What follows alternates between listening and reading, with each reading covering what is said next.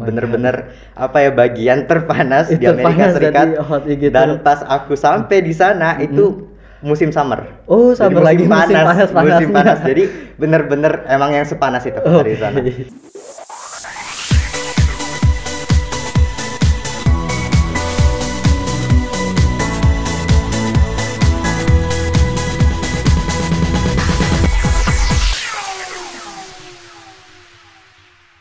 Assalamualaikum warahmatullahi wabarakatuh.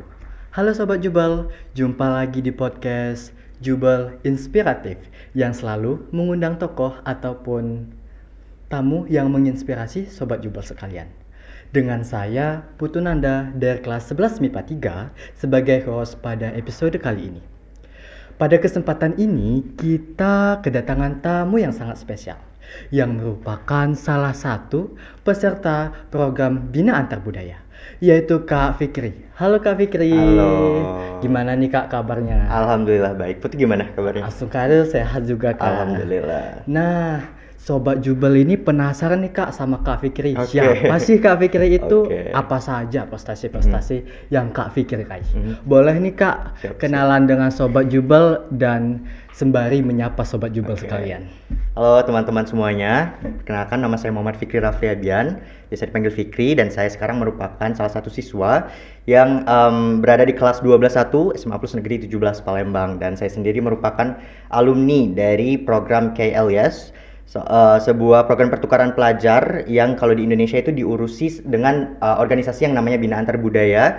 Tetapi program KLS ini sendiri kalau misalkan dari pusat, dari USA itu diurusi oleh dan didanai oleh US Department of State gitu. Jadi gitu teman-teman, seperti penjelasan Kak Fikir tadi. Nah Kak, program KLS itu gimana sih Kak ngikutin itu biar bisa masuk ke sana? Oke, nah ini ada cerita dikit nih kalau misalkan gimana aku bisa tahu Ya, tentang program bagaimana ini. itu? Jadi waktu itu pas kelas 10, aku waktu itu kebetulan masih ada MPLS, masih ada LADLI segala macam. Nah, salah satu kegiatan, salah satu agenda dari MPLS itu sendiri ada yang namanya sosialisasi. Sosialisasi program pertukaran pelajar. Nah, aku inget banget waktu itu kita di masjid sama-sama dengan teman-teman aku yang lain. Waktu itu pembicaranya ada dua. Ada Kak Ifada dari program YES sama ada Kak Dani Gufron dari program EFS tuh kalau nggak salah. Nah, pas aku ngeliat mereka itu aku yang kayak mereka memberi motivasi seperti itu kepada kami yang waktu itu baru masuk ke SMA, dan waktu itu aku bilang gitu kayak, wah keren banget nih, ini Kak Ifada dari Amerika, Kak Dani juga ikut program EFS, dan aku dari situ termotivasi. Jadi balik dari situ aku langsung cari tahu nih, cari tahu tentang program ini dari website, dari YouTube, terus juga tanya alumni program ini, dan semakin semakin interested gitu untuk ikut dan tergabung dalam program pertukaran pelajar gitu. Jadi kakak ini orangnya nih kayak kepo gitu. Bener. Kepo ingin supaya ikut program KLS. Nah Betul. itu pas kakak udah tahu, kakak gimana nih selanjutnya, langkah-langkah selanjutnya gitu? Tadi udah aku bilang juga. Jadi aku pas udah tahu itu sampai rumah langsung tuh aku cari-cari tuh di website, di YouTube, terus juga setelah sosialisasi itu teman-teman aku yang di asrama itu pada ngomongin tentang program pertukaran ini. Jadi awalnya aku yang kayak nggak setahu itu tentang program ini, tapi karena kita sering ngobrol tentang ini di asrama, jadi teman-teman aku juga banyak yang interested gitu dari sosialisasi yang diberikan oleh Kak Dani sama Kak Ifada tadi. Teman-teman aku mulai ngobrolin tentang ini, jadi mau nggak mau kita itu terbuka wawasannya tentang program pertukaran pelajar. Jadi aku bilang kayak why not? Why don't give it a try, right? So apapun kita harus mencobanya. Betul. Kak ya. Iya, betul. Nah, waktu kakak mendaftarkan diri di program tersebut itu apakah ada prestasi-prestasi lainnya juga yang menunjang Kak? Ya, jadi seleksinya itu ada 3 ya. Jadi ada seleksi chapter, seleksi nasional, dan seleksi internasional. Nah, di seleksi chapter ini ada lagi dibagi, ada seleksi administrasi, ada seleksi wawancara, ada dinamika kelompok. Nah, untuk prestasi-prestasi itu dilampirkan pada saat seleksi administrasi. Jadi untuk prestasi itu menjadi pertimbangan dari seleksi administrasi. Nah, jadi waktu di seleksi administrasi itu banyak kita dimintai biodata ini, surat keterangan sehat, prestasi, nilai rapot segala macam. Kebetulan aku kelas 10 sama kelas 11 itu orangnya bisa dibilang aktif ikut lomba dari sekolah ke sekolah, universitas ke universitas gitu kan, yang lomba online juga diikutin. Jadi alhamdulillah waktu itu aku banyak ya banyak piagam-piagam yang aku dapetin, baik itu piagam prestasi. Aku sering ikut lomba speech sama storytelling. Alhamdulillah punya beberapa prestasi nasional seperti itu. Apalagi yang online itu banyak banget pas kan pandemi COVID-19 semuanya online ya. Iya, online. Dan kalau online biasanya tingkatnya nasional gitu kan. Iya, betul. Ya alhamdulillah aku banyak dapat piagam dari situ. Aku lampirin semua. Dan aku inget pas aku ngelampirin prestasi itu kan disediain kayak kolom gitu ya. Di kolom itu aku bener-bener 2 lembar itu habis prestasi aku semua aku tulis, dan itu di-mention sama interviewernya pas aku wawancara. Jadi ini mungkin bisa jadi tips juga nih buat teman-teman yang mau ikut seleksi pertukaran pelajar gitu kan. Kalau misalkan teman-teman punya prestasi, lampirin aja semua karena itu tentunya menjadi bahan pertimbangan gitu. Kalau boleh tahu, apa sih Kak salah satu prestasi yang Kakak lampirkan yang menurut Kakak mengesankan gitu? Oke, kalau prestasi sendiri, jadi waktu itu yang boleh dilampirin kalau nggak salah itu piagam 5 tahun terakhir. Jadi 5 tahun terakhir. Yang SMA tentunya dilampirin semua, dan beberapa piagam SMP aku lampirin karena masuk dalam jenjang 5 tahun terakhir tadi kan. Betul, karena jadi untuk yang SMA aku kalau kelas 10 dan kelas 11 itu kebetulan sering banget ikut yang namanya lomba speech dan storytelling. Speech itu pidato bahasa Inggris, kalau storytelling itu bercerita dalam bahasa Inggris gitu. Sebenarnya juga ada beberapa perlombaan lain ya. Aku ini mungkin untuk perlombaan lebih ke ngarah ke bidang public speaking gitu. Jadi aku ikut lomba-lomba kayak debate, kemudian apalagi kayak news anchor gitu, jadi pembawa berita gitu. Reportase kayak gitu Kak ya. Betul. Dan juga kebetulan aku pas kelas 10 dan kelas 11 pernah ikut olimpiade gitu untuk ngenyeimbangin gitu ya antara akademik dan non akademik. Jadi untuk akademiknya aku pernah nyoba olimpiade gitu tingkat nasional juga, dan alhamdulillah dapat medali, dapat penghargaan, itu juga dilampirin di situ. Dan juga untuk SMP aku waktu itu pernah jadi pahlawan hemat energi, itu langsung dari Kementerian KESDM, Kementerian Energi dan Sumber Daya Mineral. Itu juga aku lampirin karena emang dari menteri gitu kan. Jadi kenapa nggak dilampirin gitu. Jadi Sobat Jubal sekalian, dapat kita lihat tadi berbagai banyaknya prestasi yang diperoleh dari Kak Fikri ini. Beliau memang merupakan salah satu peserta didik yang sangat berprestasi. Amin, terima kasih. Nah, tadi Kakak katakan ada prestasi akademik maupun non akademik. Nah, itu tips pembelajaran, pola pembelajaran Kakak itu gimana sih Kak biar kita tuh bisa ngejar target kita gitu, planning kita. Kalau menurut aku, hal yang terpenting yang harus kita lakukan adalah kita harus tahu dulu kita itu orangnya gimana. Kalau kita belajar, gaya belajar kita itu gimana. Kalau aku sendiri itu gaya belajarnya harus visual, harus audio visual gitu. Jadi aku nggak bisa cuma ngebaca doang, dikasih buku nih, dikasih bahan ajaran, itu nggak bisa. Aku mau baca berapa kali pun aku nggak bakal bisa ngerti. Jadi aku tahu cara belajar aku kayak gitu, makanya aku langsung kalau misalkan ada guru aku perhatiin, karena aku kalau ada yang ngejelasin, ada yang nerangin secara langsung itu lebih mudah untuk dipahami. Atau kalau misalkan ada video-video pembelajaran, misalkan di YouTube tuh banyak banget ya tentang video-video pembelajaran itu. Kalau misalkan ada animasinya itu kayak easier for me to understand gitu. Jadi karena aku tahu itu cara belajar aku, ya aku belajarnya ngikutin cara belajar aku gitu. Karena banyak banget orang-orang itu yang udah belajar mati-matian tapi sebenarnya itu bukan cara belajar mereka gitu loh. Jadi itu merupakan salah satu tips nih mungkin untuk teman-teman semua kalau misalkan mau mendapatkan prestasi yang mungkin pengen banget dicapai gitu, ketahui diri kalian, cara belajar kalian itu gimana. Kalau misalkan udah nemu cara yang pas, stick dengan cara belajar itu. Terus juga tentunya hal yang harus kita yang harus kita miliki tentunya adalah kita harus percaya akan kemampuan diri kita. Kita harus percaya dengan potensi kita. Dan hal itu karena apa? Karena setiap siswa-siswa kita semua itu memiliki potensi masing-masing, dan itu adalah tugas kita untuk mencari apa itu potensi kita. Dan apabila udah ketemu potensi kita harus gali potensi kita. Kita harus kembangkan potensi yang kita miliki tersebut. Kita harus mengeksplor diri untuk banyak latihan gitu. Jadi Kakak ini tipikal orangnya itu audio visual gitu Kak. Berarti sama kayak Putu. Iya, Putu juga. Kalau Putu belajarnya gimana? Putu juga kayak gitu, audio visual. Jadi kalau Putu belajar tuh harus bisa digambarin gitu Kak. Kalau nggak digambarin kan susah kalau ya. Kata-kata kayak gitu kan gimana ya Kak? Iya, nggak bisa diimajinasi gitu, nggak ada imajinasinya, nggak ada gitu-gitunya. Nah, tadi ngomong-ngomong kata kakak tadi, kakak-kakak yang sosialisasi tadi kan memotivasi kakak. Nah, kalau motivasi dari kakak sendiri tuh apa, Kak? Mulai misalkan ada public figure yang memang kakak sukai atau dari segi gimananya? Oke, kalau misalkan motivasi dari aku sendiri ya, tentunya yang pertama itu adalah orang tua sih. Aku Orang tua. selalu pengen banget buat bangga kedua orang tua aku, Oke. keluarga aku, sekolah aku. Jadi menurut aku apa ya, pergi ke Amerika Serikat beasiswa di usia aku yang 17 tahun itu merupakan sesuatu yang dapat dibilang membanggakan gitu. Siapa sih orang tua yang Iya, nggak bangga betul. anaknya bisa ke Amerika 17 tahun dibayarin semuanya Iya, gitu. luar Jadi biasa. aku pengen banget ngebanggain orang tua aku, dan pada saat itu aku berpikir gitu, mungkin ini adalah salah satu cara aku gimana aku bisa membanggakan kedua orang tua aku, keluarga aku, dan juga sekolah aku tentunya seperti Oke. itu.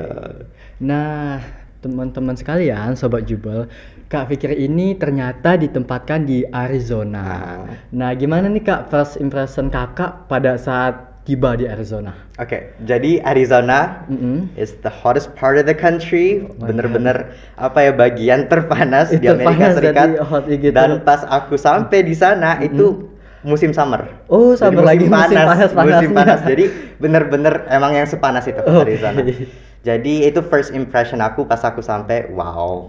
Panas This gitu is kayak so panas hot, gesang. yeah. Lebih panas mana nih Kak, Indonesia sama Arizona? Jauh Arizona kayaknya. Oh, jauh. Oh. Oh iya. Tapi yang bikin beda di Indonesia itu humid banget. Jadi kalau di Arizona itu panas yang nggak humid. Jadi panasnya tuh nggak yang apa ya, nyelekit gitu. Oh, nggak yang terlalu ngebakar betul, gitu. Betul. Oh, Kayak gitu. temperaturnya emang panas, cuman Panas. nggak yang panas humid kayak di Indo kalau misalkan lagi panas-panas banget di Palembang itu kan. Oh. Gitu. Jadi yang kayak di Arizona itu kan panas nih Kak. Berarti kalau kita keluar nih setengah bolong gitu, memang nggak terasa, tapi tiba-tiba gosong aja gitu Iya, kayak. betul. Oh, jadi gitu Makanya perbedaannya. fun fact, aku di Arizona itu pakai sunscreen yang 100 SPF. Oh, aduh 100 SPF. Iya, 100 SPF. Udah ngelewatin 30 SPF. Karena emang kebanyakan sunscreen yang ada di Arizona itu emang SPF-nya tinggi-tinggi. Oh, tinggi-tinggi ya, karena emang menyesuaikan dengan matahari yang ada di Arizona Iya, gitu. tempatnya juga sangat gersang. Betul. Nah, untuk people-nya sendiri itu gimana sama iya. kakak itu? Aku sebenarnya jujur aku nggak ngerti kenapa ketika kita ngomong tentang orang Amerika banyak orang yang bilang, oh orang Amerika itu jahat-jahat, banyak orang yang rasis gitu-gitu kan. Mungkin ada, cuman kalau menurut aku bagian atau orang yang kayak gitu tuh hanya sebagian kecil dari populasi Amerika yang ada gitu. Karena first impression aku juga ke orang-orang yang di Amerika, mereka itu benar-benar welcome.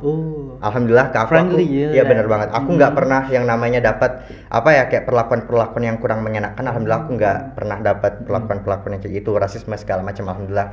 In fact mereka juga kalau misalkan kita apa ya, di Amerika itu budaya complimenting kayak memuji stranger iya, itu betul, sangat-sangat apa ya, sangat-sangat common gitu. Itu I think that's like one of the cultures of the United States people. Jadi kalau misalkan aku nih pakai batik waktu itu, Iya, batik, waktu International Education Week aku pakai batik ke sekolah, itu benar-benar guru yang nggak ngajar, teman-teman yang belum pernah aku apa ya, kayak belum pernah ngomong dengan mereka tiba-tiba bilang ke aku kayak I love your shirt gitu, your shirt looks nice gitu, and I said oh yeah thank you, this is from Indonesia, you know, that kind of thing. Terus juga kalau misalkan kalian nih ngaca terus benerin rambut nih, let's say bakal ada orang yang datang ke kalian dan bilang your hair looks good or I love your hair gitu. Jadi emang bener-bener budaya memuji stranger di Amerika itu bener-bener apa ya, bener-bener ada dan bener-bener mereka lakuin gitu. Dan ini merupakan apa ya, kalau menurut aku salah satu culture yang sangat baik gitu. Kalau setiap aku dipuji sama stranger itu bener-bener yang kayak made my whole day gitu, kayak I feel a lot better. So ya itu juga merupakan budaya yang aku implement juga di Amerika dan sekarang gitu. Aku nggak takut lagi nih buat muji orang kalau misalkan orang itu deserve buat dipuji gitu. Mungkin dengan aku memuji orang itu dapat jadi seneng gitu. Kayak seharian dia bakal seneng dengan pujian kita, karena kita nggak pernah tahu gimana kita bisa buat orang seneng gitu. Jadi untuk masyarakat di Arizona itu kan welcome kayak gitu kata Kak Fikri kan, mungkin karena memang penjunjungnya sangat tinggi gitu mengenai kesetaraan dan lain-lain sebagainya.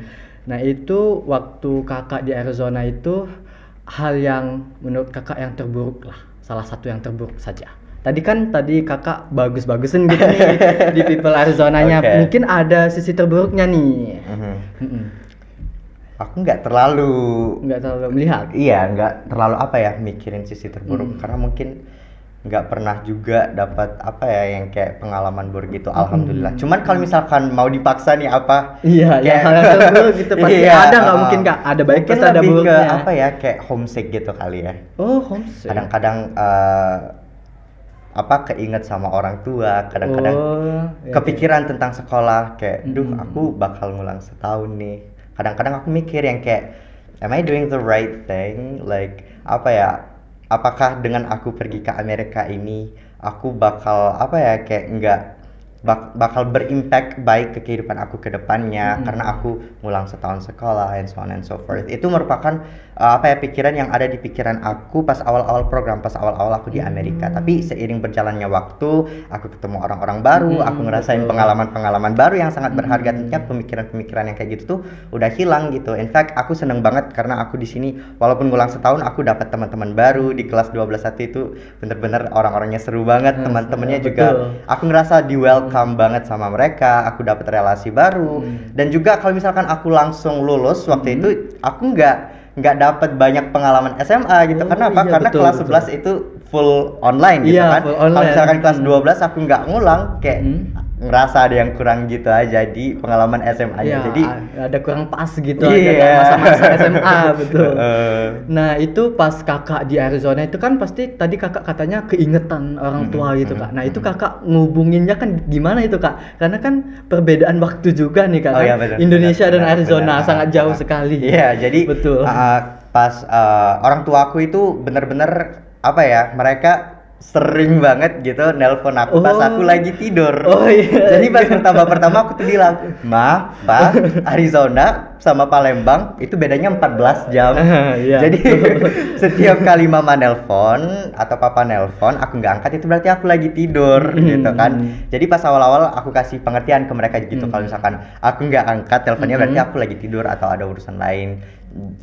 Dan juga aku kasih tahu nih ke mereka, coba mama sama papa set di jam, itu kan bisa di set tuh, bisa ditambahin kayak misalkan di Arizona lagi jam berapa, di Palembang lagi jam berapa gitu. Jadi kalau misalkan mau nelpon aku bisa dilihat tuh, ini aku di Arizona lagi jam berapa gitu. Jadi itu sih mungkin. Jadi lebih kayak komunikasi lah betul. Baik seperti tadi walaupun perbedaan waktunya sangat jauh ya 14 jam perbedaan antara Arizona dan Palembang. Nah, di Arizona itu sendiri kan katanya ini kakak di Mica Mountain High School. Itu sekolahnya itu bagaimana menurut pandangan dari kakak sendiri? Jadi aku ditempatin di Mica Mountain High School dan fun fact sekolahku ini merupakan sekolah yang sangat baru. Jadi pas aku masuk ini merupakan tahun kedua dari Mica Mountain High School ini. Jadi aku dan ada beberapa anak exchange lain juga yang ditempatin di Mica Mountain High School. Kami merupakan batch pertama dari anak-anak exchange di sekolah yang baru itu. Iya, sekolah baru. Jadi suatu kebanggaan juga kan ya. Jadi awal pemulanya perintis juga di sana. Ya, jadi untuk sekolahnya sendiri kalau menurut aku ya karena ini sekolah baru jadi agak lebih modern gitu, bukan yang kayak American classical school that kind of thing. Jadi lebih ke modern gitu kalau menurut aku dari segi apa ya kayak bangunannya. Kelasnya segala macam. Dan untuk sekolahnya sendiri kita bisa milih 5 sampai 6 mata pelajaran. Beda banget ya sama beda banget sistem edukasi yang ada di Indonesia. Beda gitu. banget. Jadi walaupun beda juga bukan berarti ada yang lebih baik, ada yang lebih buruk tentunya. Kalau beda itu berarti apa ya? Perbedaan itu merupakan sebuah hal yang dapat kita pelajari. Iya, gitu. Sesuatu yang baru untuk kita sendiri. Betul. Nah, jadi 5 pelajaran yang aku ambil itu first period aku ambil US Government, US History, Spanish, Math, terus juga Culinary Art sama English. Yang salah satu pelajaran yang kakak sukai, yang favorit Culinary Art. Jadi gimana kak itu? Jadi Culinary Art ini sangat-sangat apa ya? Kalau menurut aku sangat-sangat menarik banget karena apa? Karena kita belajar buat masak. Bener-bener yang kayak kita tata boga gitu. Iya benar kayak kalau misalkan bisa diimajinasiin gitu kayak ruangan di MasterChef. Jadi jurinya itu gurunya. Jurinya gurunya. Jadi kayak ada berapa gitu kak di depan gitu? 3 atau Nah, kalau misalkan 5? Di sekolah aku sendiri itu ada 2. Ada guru sama asisten guru gitu. Kayak asdos gitu. Betul. Nah, jadi benar-benar mereka itu siapin perlengkapannya, bahan-bahannya, alat-alatnya bener-bener ada di situ semua. Jadi yang kayak sebelum kita lab, sebelum kita praktikum, sebelum kita masak-masak itu biasanya dikasih material dulu. Misalkan kita ngebahas tentang apa ya? Apa nih? Noodles misalkan kayak mie gitu kan. Kita nggak masak mie instan dong tentunya. Kita bener-bener belajar mie gitu ya. Buat mie itu gimana kayak kita ditampilin kalau dari proyektor itu bisa ditampilin atau mungkin gurunya itu bisa bener-bener meraktekin secara langsung gitu. Terus kita lihat terus dikasih dikasih kayak materialnya apa, terus kita dibagi secara kelompok. Sebenarnya kita duduknya itu benar-benar berkelompok. Kayak misalkan ini nih, meja ini. Ada 4 orang dan kita bakal duduk sama 4 orang itu terus untuk seperempat quarter lah, seperempat tahun maksud aku. Jadi berempat nih kita misalkan berkelompok. Jadi kita bakal masak itu berempat, apa-apa berempat. Jadi itu kayak seru banget menurut aku. Karena apa? Karena aku nggak pernah kayak ketemu apalagi merasakan kelas yang seperti ini gitu. Karena aku kan di sini IPA nih. IPA kan belajarnya fisika, kimia, biologi. Itu aja monoton gitu kan. kayak gitu. Sedangkan kalau misalkan aku di kelas culinary art ini bener-bener yang kayak seru banget gitu loh, kayak kita masak-masak, fun cooking gitu kayak abis makan kita abis masak kita makan bareng sama teman-teman kita, jadi kayak seru banget kelasnya. Nah, ngomong-ngomong tentang makanan nih Kak, makanan yang favorit Kakak di Arizona apa aja nih? Pasti boleh. Sobat Jubal penasaran juga nih Kak. Boleh jujur nggak? Apa? Boleh. Lidah aku itu bener-bener lidah orang Palembang. Oh, Palembang jadi makanan favorit aku kalau misalkan ditanya itu tetap pempek. Tetap pempek ya, nomor 1 jualan satu. Iya, tetap martabak gitu. Cuman kalau misalkan harus kayak harus pilih salah satu yang di Arizona gitu. Yang di Arizona gitu. Nah, kebetulan Arizona ini merupakan state border dengan Meksiko. Jadi ini US, ini Arizona, ini Meksiko. Jadi banyak banget culture Meksiko yang diadaptasi sama Arizonans people. Dan juga makanan-makanan Meksiko yang diadaptasi sama orang-orang yang ada di Arizona. Jadi banyak banget Mexican food yang aku cobain, and I found out that Mexican food is actually good. Dan aku kalau misalkan di Arizona, kalau misalkan ditanya mau makan apa, ya Mexican food.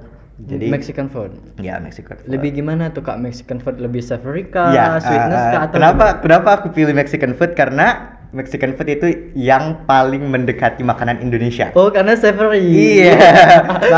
Makanan yang di Mexican food itu juga identik dengan pedas gitu. Oh iya. Aku sukanya aku orang yang suka pedas gitu kalau misalkan makanan. Jadi kalau misalkan ketemu sama Mexican food yang pedas itu pasti suka gitu. Iya. Ada nasi atau karbohidratnya apa nih Kak di ini Mexican food? Nasi sering digunain. Oh, sering digunain. Cuman enggak yang kayak kalau misalkan orang Indonesia itu kan nasi wajib 3 kali sehari gitu kan. Nasi tapi kalau gitu. Di Mexican food nasi itu apa ya, kayak complement dan bukan main dish-nya gitu untuk seluruh bukan main course-nya gitu kayak. Betul. Untuk appetizer-nya itu apa Kak di sana? Appetizer itu makanan sebelum ya, maksudnya kayak sebelum makanan pembuka, hidangan pembuka gitu. Aduh, apa ya? Apa kira-kira? Apakah kue-kuean? Apa gimana Kak? Itu apakah puding, sejenis puding? I need to think about that actually, karena kalau misalkan aku makan Mexican food itu for the most part ya aku cuma makan main dish-nya doang. Oh, cuma makan harus ada appetizer, main course sama dessert gitu, enggak harus juga. Jadi kalau misalkan ada main dish-nya, itu yang ada ya udah itu yang dimakan. Gitu. Di Arizona itu kan tadi Kakak katanya di Mika Mountain High School Kak. Nah, itu teman-teman Kakak itu gimana? Humble tentunya kan Kak. Nah, itu dari mana aja nih Kak yang berasal bersekolah di sana Kak? Oke. Jadi seperti yang aku bilang tadi juga di Arizona itu kan banyak banget orang-orang Meksiko. Mexican people lah ya. Iya, letaknya juga kan Kak, geografisnya. Secara geografis juga kayak gitu. Dan orang-orang Meksiko ini tentunya mereka bilingual, mereka bisa Spanish, bisa juga English. Jadi aku punya banyak teman-teman Mexican people. I think they're amazing. I think bener-bener baik banget dan welcome banget sama aku, sama foreigners gitu. Dan juga orang-orang di sana itu bener-bener kalau menurut aku welcome banget sama aku. Tapi kalau menurut aku juga apa ya, itu tergantung sama kita. Kita mau mulai duluan gak nih? Kita mau say hi duluan gak nih? Karena apa? Karena kebanyakan dari mereka itu nggak mau nge-reach out kita duluan. Karena mereka itu takut ngeganggu kita. Jadi harus kitanya duluan nih. Betul, gitu. mereka takut mengganggu privacy kita. Iya, betul juga. Jadi sebagai seorang exchange student kan pasti banyak nih kayak kayak pelajaran-pelajaran, ilmu-ilmu yang dikasih sama para returnee sebelumnya. Betul. Para returnee bilang harus nge-reach out duluan, harus say hi duluan, harus memperkenalkan diri duluan. Harus mulai duluan. Iya, betul. Jadi pas hari pertama aku sekolah itu aku inget banget, aku say hi ke salah satu orang di kelas aku di period pertama. Aku bilang, "Hi, I'm Fikri, I'm new here, I'm a foreign exchange student," gitu-gitu. Dan alhamdulillah banget aku ini nggak tahu apa ini dibantu Tuhan, apa ini keajaiban atau gimana. Bener-bener orang ini welcome banget ke aku. Dia bener-bener mau ngenalin lingkungan sekolah ke aku. Kayak dia kayak bener-bener banyak banget bantu aku. Terus pas istirahat dia nelpon aku. Terus kata dia yang kayak, "Ayo kita lunch di table aku aja sama teman-teman aku, nanti aku kenalin," gitu. Jadi kayak bener-bener ya Allah, ini orang pertama loh yang aku reach out udah kayak gini. Iya bener, makanya kayak alhamdulillah banget itu hari pertama kayak berjalan dengan lancar. Aku dapat teman-teman banyak banget. Aku udah dapat teman-teman buat lunch gitu. Karena susah banget kalau misalkan lunchnya sendirian gitu kan, pasti yang kayak di gimana lingkungan baru gitu. kan sangat susah gitu kan. Betul. Nah tadi kata kakak banyak gitu kan apa yang lika-liku kakak jalani. Nah itu adaptasi kakak tentunya itu gimana nih kak? Tadi kan keberuntungan. Nah, adaptasi kakak sendirinya itu gimana? Memperkuat dirinya. Baik, jadi sebelum aku pergi ke Amerika itu sebenarnya aku udah banyak baca-baca nyari referensi gitu. Culture yang di Amerika yang agak nyeleneh itu gimana gitu. Ada jadi gitu kak ya? Ya mungkin nanti kita bicara. Oke, nanti kita saja seperti itu. Ya, jadi pas aku ke Amerika Serikat itu alhamdulillah aku nggak ngerasain culture shock yang bener-bener bikin aku kaget gitu, enggak. Jadi apa ya, karena aku udah tahu nih, aku udah baca-baca kalau di Amerika tuh gini loh. Terus aku juga nanya kan ke returnee sebelumnya, aku bilang yang kayak kira-kira aku bakal kaget karena apa ya kak? Nah itu kan banyak tuh dibilangin sama kakaknya, mereka kalau gini tuh gini, mereka kalau gini tuh gini. Jadi aku udah apa ya, kayak ada persiapan gitu, preparation gitu loh untuk menghadapi mungkin kayak ada bentrokan beda culture gitu. Karena aku udah mempelajari, jadi aku ada preparation. Jadi pas di Amerika aku nggak yang terlalu apa ya, yang kayak menemukan hal yang sangat membuat aku terkejut itu enggak. Oke, jadi gitu ya teman-teman. Kali ini bagaimana adaptasi Kak Fikri sendiri itu ternyata beliau sangat hebat dan luar biasa sekali. Nah Kak, selama kakak di Arizona ini jam pelajaran di Maika Mountain itu gimana Kak? Oke, jadi ini merupakan salah satu hal yang aku sangat senang karena apa? Karena sedikit mungkin. Iya, dan karena apa? Karena kita itu masuk jam 9. Oh, jam 9. Kita masuk jam 9 pagi. 9, dan pas aku presentasi di International Education Week, aku bilang, siswa-siswa di Indonesia itu masuknya 6.40. Mereka pada kaget. Karena mereka bangun aja jam 7, jam 8 gitu kan. Jadi kita mulai sekolah jam 9, terus period 1, 2, 3, 4, 5, 6. Di tengah-tengah itu ada istirahat, break lah ya. Breaknya itu kita ambil lunch. Lunchnya itu alhamdulillah di sekolahku itu free. Karena nggak seluruh sekolah di Amerika itu lunchnya gratis, nggak seluruhnya. Jadi aku bersyukur banget karena di sekolah aku itu lunchnya gratis. Karena aku kan siswa pertukaran nih, jadi harus hemat banget kan gitu. Untuk mengatur finansialnya. Jadi manajemen money-nya tuh harus hemat gitu. Free lunch-nya itu sangat membantu seorang siswa pertukaran pelajar sih. Ya, jadi abis lunch itu kita lanjut period 5 and 6 if I'm not mistaken. Terus udah itu pulang gitu. Kalau misalkan ada kegiatan lain di sekolah boleh dilanjutin gitu.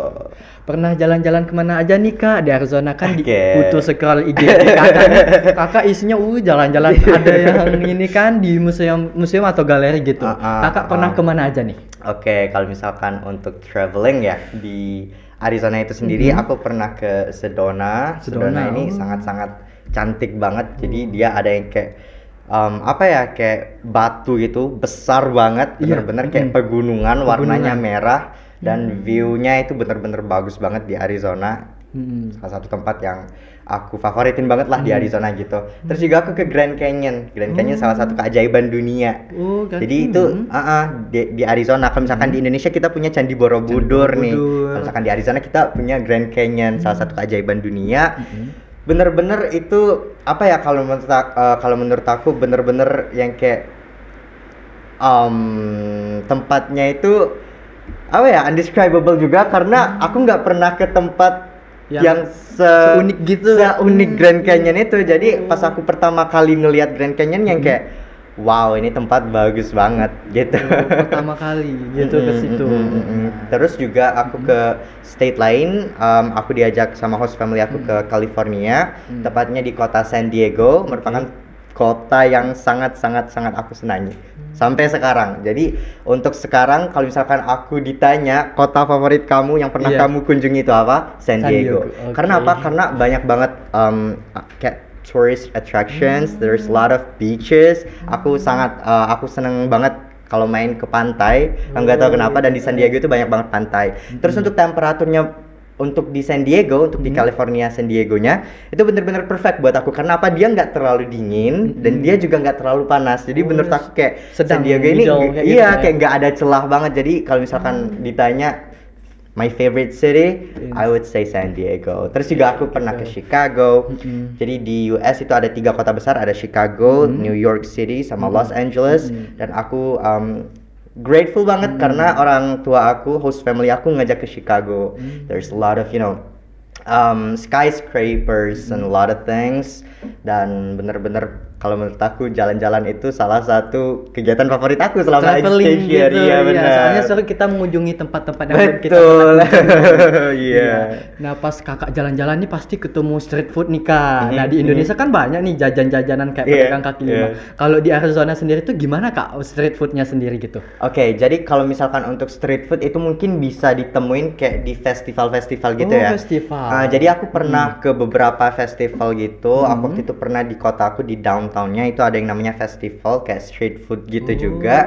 Jadi banyak nih sebenarnya makanan-makanan yang nggak cuma ada makanan yang ada di Arizona doang, tapi juga ada Mexican food obviously, ada Asian food, bahkan ada Indonesian food juga. Iya, jadi aku kaget gitu pas ketemu kayak standnya apa Indonesian kayak food gitu. Jadi aku beli, dan walaupun rasanya nggak seenak kalau misalkan kita makan di Indonesia beda pasti feelnya.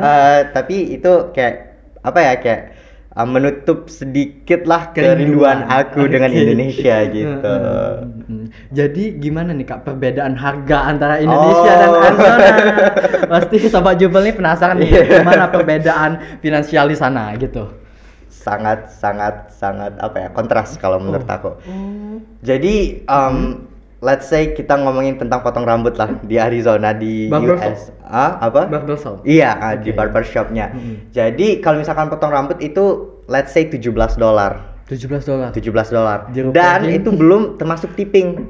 Jadi di Amerika itu ada yang namanya budaya tipping. Kita kalau misalkan dilayani oleh seseorang, baik itu pelayan restoran, pelayan di hotel, terus juga kalau misalkan kita ke barbershop, itu kita wajib banget yang namanya tipping. Karena kalau misalkan kita nggak tipping, itu seolah-olah kita nggak suka sama pelayanannya. Kita nggak menghargai gitu. Jadi dari awal host mama aku juga udah bilang jangan pernah lupa yang namanya ngetip. Termasuklah ketika potong rambut. Jadi kalau misalkan potong rambutnya $17 nih. Jadi dibuletin untuk tipnya misalkan $3 jadi $20. $20 itu berapa? 300 ribuan. Sangat fantastis itu untuk satu kali potong rambut. Jadi benar-benar biaya hidupnya sangat mahal. Iya, makanya yang kayak benar-benar kalau misalkan di sekolah itu ada free lunch itu benar-benar ngebantu banget karena emang harus ngehemat banget dong. Walaupun kita dapat yang namanya stipend gitu tiap bulan, kita harus pinter banget nih manage uang yang dikasih ke kita gitu. Karena emang di sana itu barangnya mahal-mahal, apalagi kalau dirupiahin, ditransfer ke rupiah. Emang bener-bener kayak bener-bener kayak misalkan kita lihat nih $15. 15 itu kan bukan apa-apa lah ya 15. Tapi kalau misalkan kita transfer, maksudnya kayak kita convert gitu ke rupiah, itu yang kayak waduh, kayak gini mahal banget gitu. Sangat tinggi. Jadi bener-bener yang kayak harus pinter manage keuangan yang terlihat murah, $17, $15 itu nggak semurah apa yang dipikirin. Oke, gitu. gimana nih kakak nahan gimana? Ada jajan, pengen beli, nggak mau Iya. Duit saya tinggal segini gimana untuk 1 tahun di sini kan? Gimana itu kak? Ya yang pasti kita harus punya yang namanya apa ya, kayak manajemen terhadap finansial kita Iya, sendiri. betul. Karena apa? Karena uang kalau misalkan nggak cukup yang dari program itu mau nggak mau harus minta dari orang tua. Iya. Dan aku alhamdulillah nggak pernah minta ke orang tua. Aku nggak pernah minta, "Ma, Pak, kirimin aku uang dong." Itu selama setahun bener-bener nggak free, pernah. memang nggak pernah dari orang tua. Bener-bener dari programnya. Dari program Binbol. Iya, dari US Department of State. Karena beberapa teman aku yang nggak cukup dari US Department of State itu minta kirimin orang tuanya duit gitu. Iya. Jadi bener-bener kita harus pinter nih ngatur-ngatur uang gitu. Karena kita ini di negara orang gitu loh. Kalau misalkan kita nggak pinter ngatur uang itu bakal bahaya banget bagi diri kita. Jadi kalau misalkan ada hal-hal yang kurang penting gitu kan, bukan menjadi prioritas, ya udah nggak usah dibeli gitu. Salah satu kebanggaan di Arizona ini apa kak? Tadi kan kata kakak kalau di Indonesia tuh batik.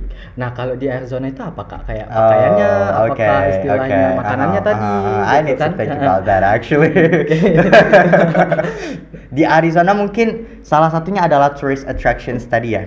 Jadi kita ada Grand Canyon, itu merupakan kalau menurut aku salah satu icon dari Arizona itu sendiri. Kemudian untuk culture mereka ini banyak banget mengadaptasi culture dari Meksiko itu tadi, kayak Mexican culture gitu. Tapi juga tentunya mereka punya traditional dance mereka sendiri. Mereka punya apalagi yang kayak holiday yang benar-benar yang cuma ada di Arizona gitu, yang benar-benar rakyat Arizonanya itu kayak menyambut holiday-nya itu.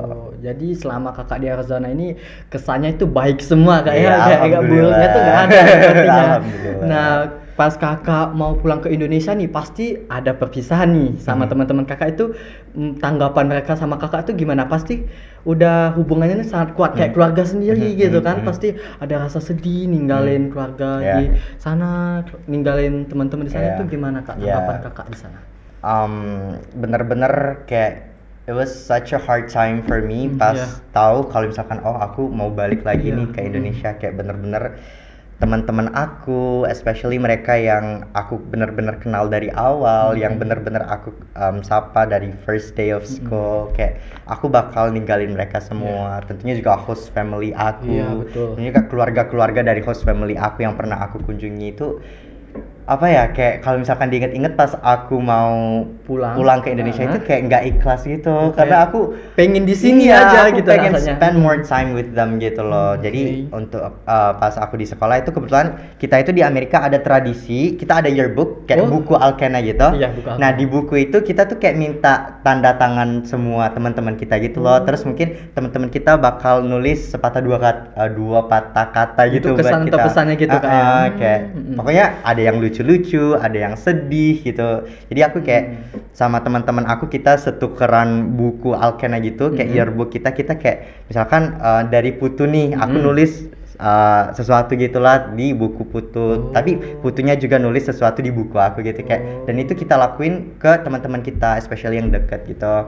Jadi ini merupakan salah satu kalau menurut aku kenangan lah yang aku mungkin bisa lihat-lihat gitu kan, tulisan tangan mereka pas aku lagi kangen sama mereka. Alhamdulillah juga aku ada yearbooknya sama mereka, jadi aku ada foto-foto mereka di yearbook di Amerika itu. Nah pas kakak tiba di Indonesia nih, nah pasti kakak ngerasain lagi nih kesenjangan antara Arizona dan Indonesia. Selama setahun kan kakak di Arizona itu, kakak nanggepinnya gimana? Orang tua nanggepinnya gimana tuh kak? Itu namanya reverse culture shock. Iya lagi. Jadi pas di Amerika ngalamin culture shock, pas pulang ke Indonesia reverse culture shock.